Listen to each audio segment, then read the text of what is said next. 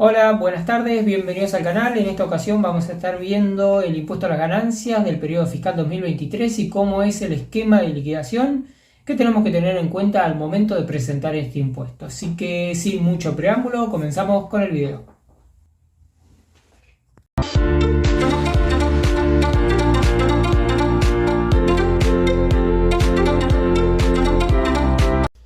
Bien, determinación del impuesto a las ganancias para el periodo fiscal 2023. Como estamos viendo en pantalla, yo acá dejé un esquema de liquidación que vendría a ser como el paso a paso, como la forma en la que tenemos que, digamos, calcular este impuesto para poder, digamos, ingresarlo al momento de armar la declaración jurada y cómo es que tenemos que proceder, ya que depende mucho de qué categoría es la que nos dio la renta, bajo qué criterio, cuál es su fuente, etcétera. Vamos a comenzar entonces con la primera categoría. Recordemos que el impuesto a la ganancia tiene 4 categorías. La primera categoría, para que se entienda, es todo lo que sería alquileres. Acá mismo lo puse, rentas de suelo. La segunda categoría serían rentas de capital. Para que se entienda de una manera más fácil, serían renta financiera, cuando nosotros obtenemos un ingreso por compra y venta es decir, la enajenación de activos. Compra y venta de acciones es el ejemplo más fácil de comprender. Luego tenemos tercera categoría, que serían las ganancias de sociedades o las unipersonales, sociedades unipersonales también.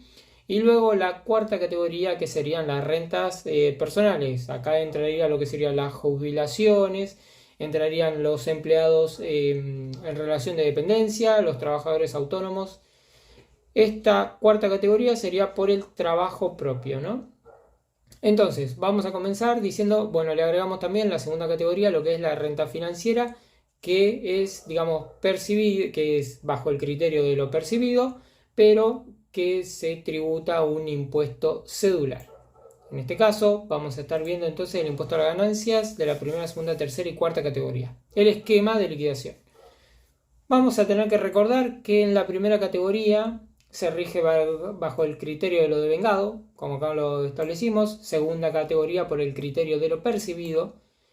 Tercera categoría por el de devengado nuevamente. Y cuarta categoría por lo percibido. Es decir, criterio de lo devengado es independientemente de si yo cobré o no. Es decir, se entiende que hubo una renta independientemente si me pagaron. Entonces, vamos directamente a un ejemplo de primera categoría que se rige bajo el criterio de lo devengado. Ejemplo, tengo un departamento en alquiler, entonces se supone que yo cobro un alquiler todos los meses, independientemente de si el inquilino me lo está pagando o no. Entonces, como se rige bajo este criterio, yo tengo que computar la ganancia de ese alquiler independientemente de si cobré o no el alquiler por ese departamento. Para que se entienda, estoy dando el ejemplo del departamento. Pasamos entonces para que se entienda el criterio de lo percibido. El criterio de lo percibido dice de que hay una ganancia cuando directamente se manifiesta esa ganancia, es decir, es la más intuitiva y fácil de comprender. Hay una ganancia cuando se materializa, es decir, cuando la cobro. Entonces yo compro y vendo una acción, porque estamos en segunda categoría, recordemos, compro y vendo una acción, entonces hay una ganancia cuando realmente la obtuve, cuando compré la acción y luego cuando la vendí. De esa misma manera se rige en la cuarta categoría, es decir, hay ganancia cuando me pagan el sueldo, hay ganancia cuando cobro la jubilación, hay ganancia cuando yo realizo mi trabajo y me lo pagan. Y tercera categoría se rige bajo el criterio de lo devengado. Luego tenemos que repasar un poco la teoría, ya tanto de la fuente como del balance, para simplemente entender cómo es que se graba y se tributa. Por ejemplo, vamos a la cuarta categoría, teoría de la fuente. La teoría de la fuente en la cuarta categoría, siempre que, digamos, estamos usando un ejemplo de una persona que es argentina, que tiene domicilio en Argentina, por lo tanto es residente del país, y se va a España a trabajar por 3 meses. No cambia su domicilio, sino que simplemente se va a España.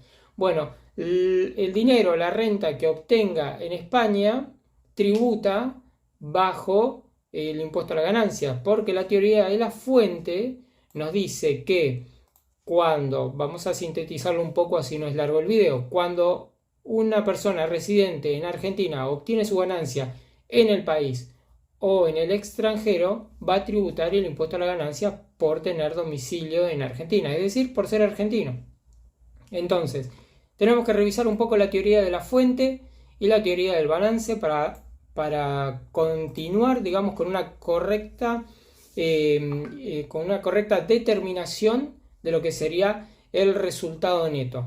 Porque la sumatoria de la primera categoría, la segunda categoría, la tercera y la cuarta nos da lo que sería un resultado neto sobre el cual tenemos que trabajar. Luego pusimos acá en renta bruta, enumeramos los artículos que nos dicen, bueno, qué es lo que sería la ganancia de primera categoría, los artículos de la ley, para tener un poco más de, digamos, si es que alguien los quiere consultar, los tenemos, por ejemplo, primera categoría del artículo 44 al 47 de la ley de impuesto a las ganancias. Eso es lo que nos determina qué es una categoría, qué es una renta de primera categoría. ¿Cuáles son las rentas de segunda categoría? Bueno, revisemos el artículo 48, 52 de la ley de impuesto a las ganancias y así vemos artículo por artículo. Luego, obviamente, tenemos gastos que son necesarios, es decir, los gastos que son necesarios para poder nosotros obtener esa renta. Entonces, esos gastos están determinados en los artículos 23, 83 a 85 de la ley de impuesto a las ganancias. Vamos a tener obviamente deducciones especiales, que son de las 4 categorías que se determinan en el artículo 86 de la ley de impuesto a las ganancias. Como acá estamos haciendo un resumen, si es que hay alguien que tiene alguna duda, bueno, justamente para eso están enumerados los artículos, para que los puedan buscar en la ley que se encuentra actualmente vigente. Y luego tenemos las deducciones especiales de cada categoría. Para la primera categoría, las deducciones especiales están en el artículo 89, en el artículo 90 para la segunda categoría, tercera categoría, artículo 91. Y luego llegamos entonces, una vez que tenemos ya todo, tenemos la primera categoría ya determinada, la segunda categoría en caso que hayamos hecho alguna operatoria. Una vez que tenemos el resultado neto de cada categoría, llegamos entonces la sumatoria de las 4 categorías o de una categoría o de 2, llegamos a un resultado neto sobre el cual vamos a trabajar. Recordemos que una persona puede, digamos, obtener una ganancia por las 4 categorías. Vamos a dar un ejemplo.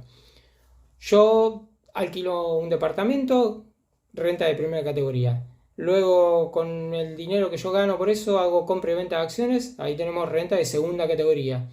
Tengo una sociedad con un amigo porque tenemos un emprendimiento juntos. Bárbaro, renta de tercera categoría.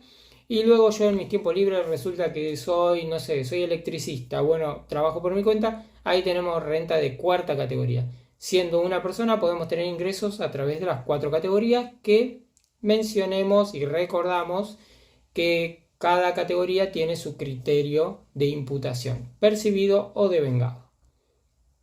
Una vez obtenido el resultado neto, entonces lo que vamos a hacer es pasar a las deducciones. Es decir, obtenemos el número sobre el cual es el resultado final de las 4 categorías o de la categoría sobre la cual nosotros tributamos, y a esto le tenemos que deducir lo que sería y acá los tengo numerados, las deducciones generales. El primero que tenemos lo encontramos en el artículo 29 de la ley de impuesto a la ganancia, que son los gastos de sepelio. Esto es simplemente en el caso que el contribuyente falleció, igual su quit se encuentra activa, entonces se tiene que presentar ganancias y bueno, estos serían los gastos del contribuyente, gastos de sepelio, a fin de que sus herederos, que son los encargados de presentar su declaración jurada, digamos, lo tomen como un gasto y luego ya no se presentaría más nada, se daría de baja del quit, pero no por haber fallecido. Eso implica que no tiene que presentar una declaración jurada, sino que esa responsabilidad recae sobre los herederos. Dicho esto, y después de matar al contribuyente, continuamos con las deducciones generales del artículo 85 de la ley de impuesto a las ganancias. Tenemos intereses de deuda, que se pueden, voy a acelerar un poquito, intereses de deudas que tienen un tope de 20.000 pesos anuales. Podemos deducir seguro de vida, que también tienen un tope, aportes jubilatorios, que no tienen topes, obras sociales, que tampoco tienen un tope. Podemos deducir el alquiler de la casa habitación, siempre que tengamos una factura que lo respalde, el 40% de ese alquiler, pero siempre que eso no supere el mínimo no imponible. El mínimo no imponible del año 2023, si no me recuerdo, eran 451.000 pesos. Pero bueno, continuemos. Aporte hacia compañías de retiro, en el caso que nosotros estemos aportando a una compañía para nuestro futuro retiro. Y gastos educativos, siempre que la persona esté a cargo del contribuyente. Es decir, esa persona es mi hijo, entonces no puedo deducir gastos educativos de mis sobrinos, por ejemplo, pero sí de mis hijos. Esto es tanto para cuotas escolares privadas, para gastos de útiles. Tiene un tope de hasta el 40% del mínimo no imponible. Es muy importante conocer el mínimo no imponible al momento de confeccionar, los papeles de trabajo de impuesto a la ganancia, que siguen este esquema, pero que muchas veces son, diferentes, porque justamente el papel de trabajo no implica una manera de cómo hacerlo. Sí siguen este esquema, pero cada cual puede tener su forma de confeccionarlo. Puedo deducir servicio doméstico, es decir, si yo contrato a una persona, la tengo en blanco, bajo el servicio de casas particulares, eso del personal del servicio de casas particulares, según el artículo 15 y 16 de la ley 26.063, yo puedo deducir como tope el mínimo no imponible de este servicio doméstico. Una vez que yo tenía la renta bruta y le resté estas deducciones, voy a llegar a un subtotal, porque las siguientes 3 deducciones serán calculadas en base a ese subtotal. Es decir, por ejemplo, yo llegué de mi resultado neto de las 4 categorías a estas deducciones. Una vez que tengo este resultado, que puedo seguir cargando deducciones, pero tienen un tope del 5% del subtotal. Así que es muy importante conocer el subtotal antes de continuar cargando deducciones. Deducciones, supuestamente, acá inciso C, yo lo puse inciso C, sí, está bien puesto, perdón. Deducciones generales, artículo 85, inciso C, son las donaciones. Las donaciones que yo realice son deducibles, obviamente, hasta un 5% del subtotal que recién habíamos calculado. Y estas donaciones tienen que ser no a cualquier, institución, sino a una institución que esté reconocida por AFIP, mediante un medio fehaciente que compruebe la donación, como por ejemplo una transferencia bancaria. No puedo declarar de que yo le doné a Cáritas en efectivo, por ejemplo. Tiene que estar registrado. Luego, deducciones generales, artículo 85, inciso G, las cuotas médico-asistenciales que yo pagué, y también gastos médicos, que son el 40% de los honorarios médicos, pero con un tope del 5% del subtotal. Así que vamos a resaltarlo en amarillo. Muy importante es conocer el subtotal antes de continuar.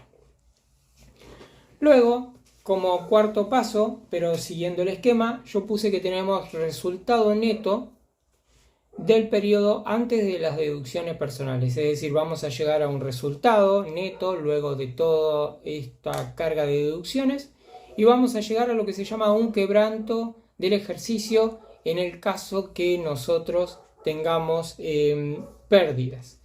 Y también tenemos que revisar del año anterior si es que tuvimos pérdidas. Si tenemos pérdidas, entonces los quebrantos de ejercicios anteriores, como acá los puse, que se restan al resultado neto que hasta ahora estamos llegando, tenemos hasta 5 años trasladables. Es decir, de que ese resultado se puede prorratear, es decir, como para que se entienda, se puede ir trasladando hasta 5 años como deducción, 5 años siguientes.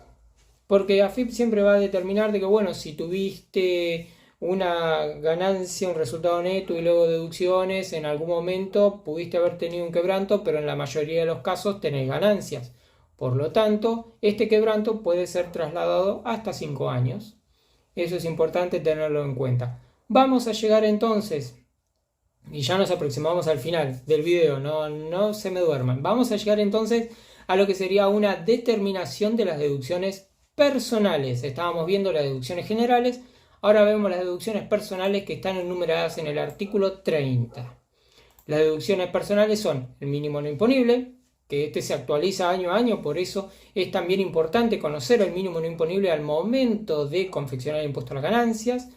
Carga de familia, también, por ejemplo, nuestros hijos y nuestros cónyuges, pero tienen que ser carga de familia directa. No puedo deducir a mi tío, por más de que esté a mi cargo y yo le pase dinero a mi tío, a mis padres, no los puedo deducir. Tiene que ser carga de familia directa. Por lo tanto, me dejan hasta el mínimo no imponible, obviamente. Me dejan deducir a mis hijos y me dejan deducir a mi cónyuge. Y también tenemos, bueno, lo que sería una deducción especial. Para acortar más el video, vamos al paso final que obtenemos luego de tantas deducciones que desde la renta desde la renta bruta venimos deduciendo, llegamos a lo que sería una ganancia neta sujeta a impuesto. Acá es donde recién vamos a aplicar la tabla del artículo 94 de la ley de impuesto a la ganancia, porque muchas personas dicen, bueno, yo gané este dinero, ¿cuánto voy a pagar de impuesto a las ganancias? Es un cálculo bastante largo en cuanto a ver qué deducciones tenés, y una vez que, digamos, deducimos todo en base que partimos del resultado neto y venimos deduciendo, entonces vamos a llegar a esta ganancia neta sujeta a impuesto. Porque tu ganancia no es la que va a tributar, sino tu ganancia neta sujeta a ese impuesto.